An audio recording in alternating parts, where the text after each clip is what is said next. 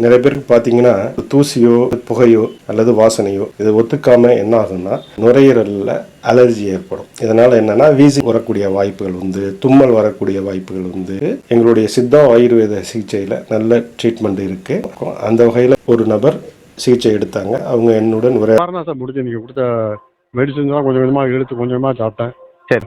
அந்த மருந்து சாப்பிடும்போது ஆல்மோஸ்ட் ஐ வாஸ் டோட்டலி அந்த இதுலேருந்து ஃப்ரீயாகவே இருந்தது. இந்த ப்ரீத்திங் அவ்வளோ ப்ராப்ளம் எதுவுமே இல்லை.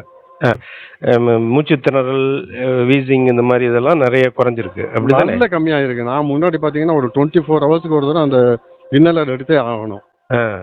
இப்போ ஒரு 1.5 months 2 monthsல ஒரு 4 to 5 times எடுத்திருந்தேன்னா ஜாஸ்தி. டெய்லி ஒன் டைம் எடுத்துருவீங்க. இப்போ டோட்டலாவே கொஞ்சம் ஆமா, இப்போ நல்ல ரிலீஃப் இருக்கு. நல்ல ரிலீஃப் இருக்கு.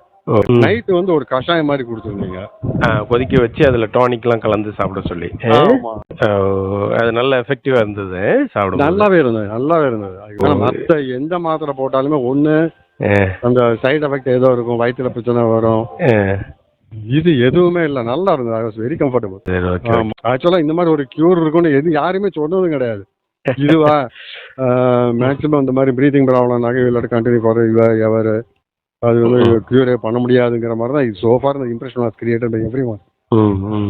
பட் இது வந்து சம்திங் நல்லா இருக்கு.